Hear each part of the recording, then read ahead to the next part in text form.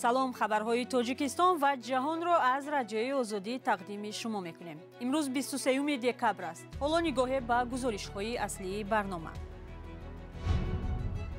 امامعلی رحمان گفت معاش و نفقه زیاد می شود. رئیس جمهوری تاجیکستان در حضور وکیلان از یک سال کار خود و اعضای حکومتش نتیجه گیری کرد. عادت‌های تاجیکان آنها را می‌کشد. تحقیق یک مردم شناس بریتانیایی درباره قانون بحث برانگیز تنظیم جشن و آیین.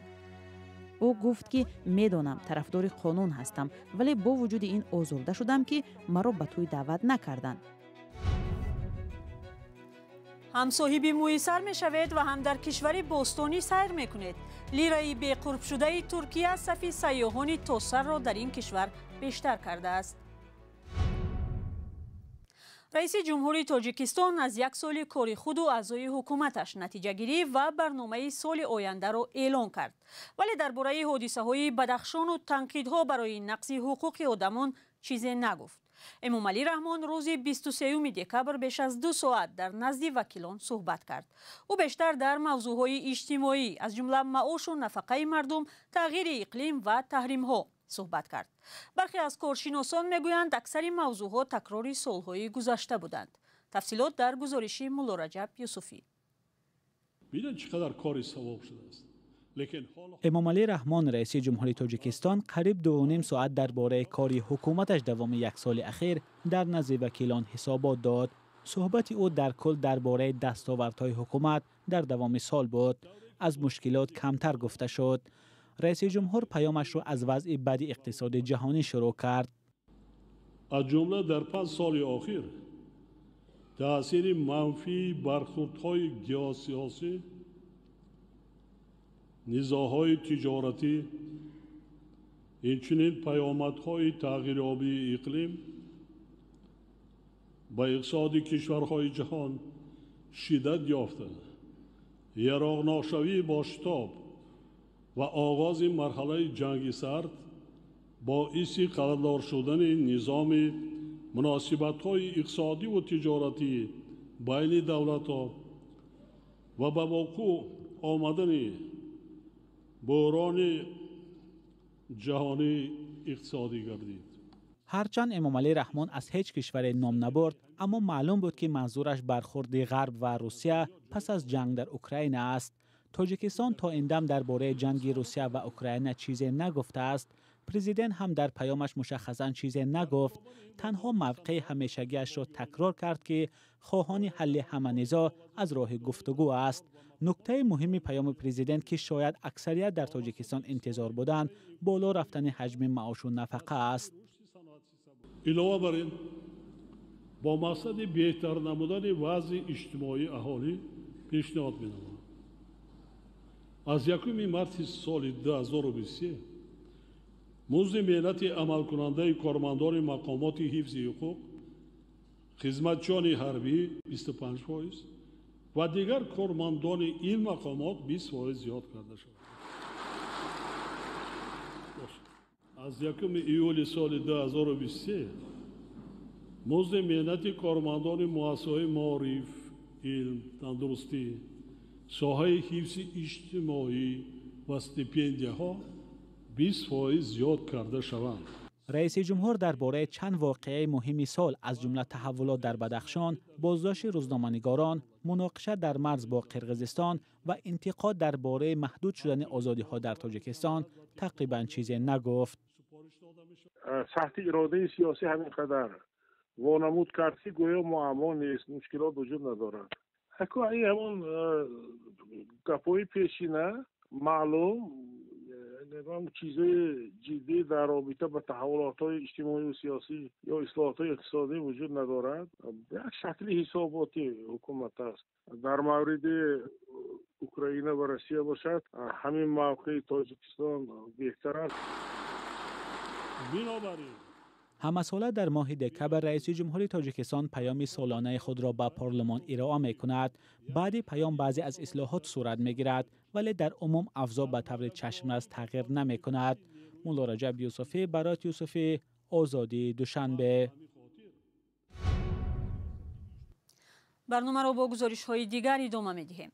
در شبکه‌های اجتماعی تاجیکستان بحث‌ها درباره قانون تنظیم رسم و آیین ادامه دارد. این قانون که مراسم‌های زیادی مذهبی را منع و برگزاری جشن و عروسی‌ها را محدود کرد، طرفدار و مخالف زیاد دارد. ایلینا باریسова، یک مردم شناس از دانشگاه منچستر بریتانیا که یک سال در تاجیکستان رسم آیین‌ها و تاثیر قانون به زندگی مردم را تحقیق کرد، به این خلاصه آمده است که قانون تنظیم مناسبت بین عائله‌ها را دشوار و به خودشناسی آنها تهدید می‌کند. طاهر سفر در یک مصاحبه با مردم شناس از او پرسید که چرا چنین فکر دارد.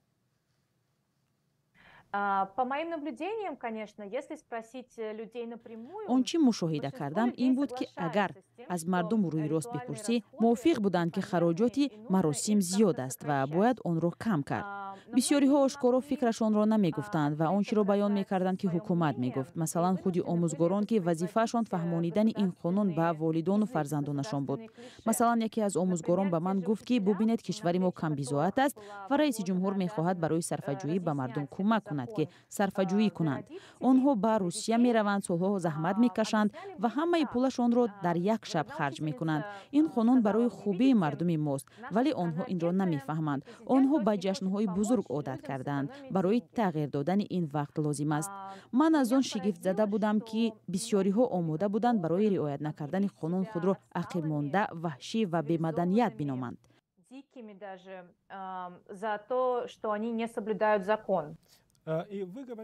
شما در تحقیق خود میگویید قانون تنظیم در نهایت امر مناسبت بین عائله ها را دشوار و به خودشناسیشان تهدید میکند. Да, конечно.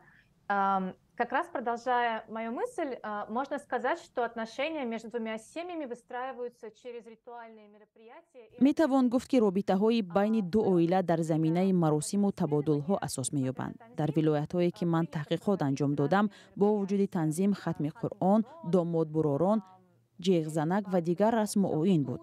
همه اینها نه تنها خراجات مالی دارند، برای آدمان مهم است که آبرویشان را حفظ کنند و عیب نشود. در این زمینه تنظیم کار را مشکل می کند. آدمان در دو راه می مانند که کی را به توی دعوت کنند، چون فقط دعوت 150 مهمان اجازت است. یک مرد به من گفت که یک خویش دورش او را به توی دعوت نکرد و او رنجید. مردی تحصیل کرده و کارمند سازمان غیر حکومتی بود. من از او درباره تنظیم پرسیدم. او گفت که میدانم طرفدار قانون هستم، ولی با وجود این آزرده شدم که مرا به توی دعوت نکردند.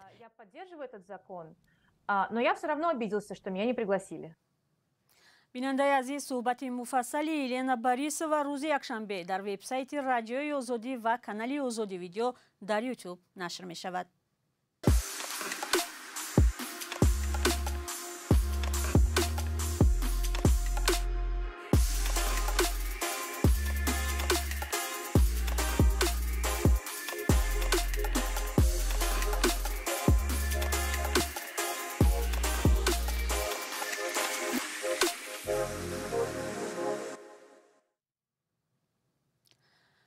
در 2 سال گذشته لیره ترکی نزدیک به 70% قربش را از دست داد. وضع ناگوار اقتصادی به فایده آنهایی شد که میخواهند موی سر شینانند. نرخ عملیات مذکور در ترکیه هم پایین رفت و طلبگاران موی سر را به مراتب بیشتر کرده است. مسئولین مرکزهایی که این عملیات را میگذرانند میگویند به آنهایی که برای موی سرشینانی به ترکیه میآیند همزمان خدمت‌رسانی های دیگری سیاحی مثل تماشا در مکانهای تاریخی این کشور هم پیشنهاد می شود. گزارش میرزانبی خالقزاد در این باره است. سالهای اخیر بی قرب شوی جدی لیره ترکی اقتصاد این کشور را زیر فشار بزرگ قرار داد، ولی در عین زمان باعث رشد قابل ملاحظه عملیات موی سرشینانی در این کشور شد. مردم خریدن مواد غذایی را کاهش داده است، ولی برای شناندن موی سر پول پیدا می کند. در فرودگاه استانبول هزارها سیاح خارجی را می توان دید که عملیات جراحی را پشت سر کرده به خانه برمیگردد. بر پایه معلومات اتحاد شرکت‌های توریستی ترکیه، تنها در 6 ماه اول سال روان بیش از 5 میلیون سیاح خارجی به ترکیه برای شنانیدن موی سر آمده بود. پیش بینی می شود که سال 2022 ترکیه از حساب جراحی‌های شنانیدن موی سر تا 2 میلیارد دلار فایده به دست آورد. طبیبان کلینیک‌های زینتی استانبول هر روز عملیات جراحی موی سرشنانی اجرا می‌کنند. شهروند آلمان هوگل برای تفتیش نتیجه جراحی که 40 روز پیش دایر شده بود به استانبول آمده است. او که در رسانه اجتماعی ایفای وظیفه می کند و شناندن مویسر را عملی عاقلانه می شمارد. در اروپا مویسرشنانی بسیار گران است. اکثر شرکت ها و کلینیک ها برای این عملیات 10,000 یورو می گیرند. اما در اینجا نرخ مویسرشنانی 2,000 یورو می باشد. مواد، دارو، صفت کار و عملیات فرق ندارد، ولی در استانبول ارزان تر است. نرخ ارزان از حساب دارو و کاری ارزان در ترکیه حاصل شده است. از اینجاست که سیاحان از اروپا، خاورمیانه و حتی امریکا به ترکیه برای مویسرشنانی می آیند. کارافتادگان می توانند که در دوره تعطیل مویسر شنانند. عملیات همچون بسته پیشکش می شود که آن بر علاوه شناندن مویسر خرج انتقال از فرودگاه به کلینیک تماشای استانبول را هم در بر می گیرد. این جراح 17 سال این جانب در کلینیک مویسرشنانی کار می کند. به گفته او سال 2021 لیره ترکی 40% و سال 2022 30% قربش را از دست داد. ولی در همین حال توجه به مویسرشنانی درآمدی آنها را 2 برابر افزایش داد. این جراح می افزاید مویسرشنانی عملی نازک بوده، تجربه کاری طلب می کند و افزایش طلبات به این نوع جراحی باید توجه حکومت را به نظارت کلینیک‌های مویسرشنانی و خدمات پیشکش شونده در این گونه طبابتگاه‌ها بیشتر کند. جورابک مرودوف آوازخوانی سرشناس تاجیک هنرمنده که چند نسل در زیر هوای سرودهای او بزرگ شدند فردا 80 ساله می شود. 60 سال اخیر آوازخوان روی صحنه است. هنرمندی معروف زمان وارد میدان سیاست هم شد. او وکیل پارلمان تاجیکستان بود، اما تمام این سالها چیزی او را از راه نگرداند. رادیو آزادی درباره زندگی و فعالیت هنرمندی محبوب یک فیلم مستند آماده کرده است که پاره از آن را حالا همراه می‌بینیم. در تمام جهان، در هندوستان و پاکستان، در افغانستان و در امریکا و اسرائیل و آلمان و فرانسه تاجیکستان را از جمله برای ترانه‌های شما میشناسند. این لحظه از مراسم دریافت جورابک مرودوف هنرمندی سرشناس تاجیک جایزه مخصوص در جشنواره ترانه سال است. جورابک مرودوف هنرمندی مردمی اتحاد شوروی که به سن 80 رسید 60 سال اخیر روی صحنه است. خوش روی خوش منظر بود دیوار بامی تاجیکی چون لفظی دل برنا همین 60 سال بعد 60 شب ایجاد کردم من. شب ایجاد شیر و شکر با استاتورزاده با لایه با چند کس مثلا این چیزا بر نوا بر نوا حاضر کردم من این حاضر چیزا سردای نو بسیار است. برای حافظ دور برفتم مثلا تهران، کابل، قراچی، دهلی، 15 جمهوری تمامی ویاش با امریکا، اسرائیل کنسل کردیم. همین جوانه میخوام که کنانه میکاره بعد تاجیک میشناسند.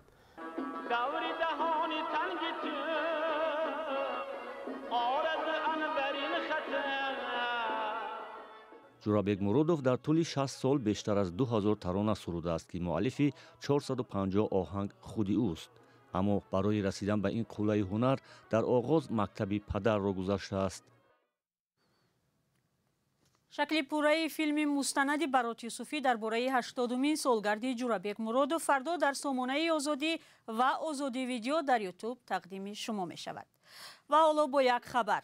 وزارت کارهای خارجی قرقیزستان از ساکنان این کشور خواسته است که موقتا از سفر به تاجیکستان خودداری کنند. نمایندگان وزارت روز 22 دکبر دعوت را به ادامه چاره‌های محدود کننده سفر شهروندان قرقیزستان به تاجیکستان پیوند دادند.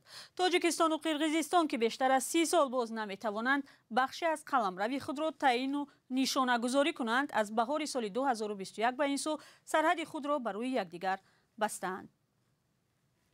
بیننده عزیز، تشکر برای همراهی. برنامه رو اینجا به پایان میبریم، ولی خبر و گزارش های نو و تازه رو از سامانه رادیو آزادی و صفحه های ما پیگیری کنید.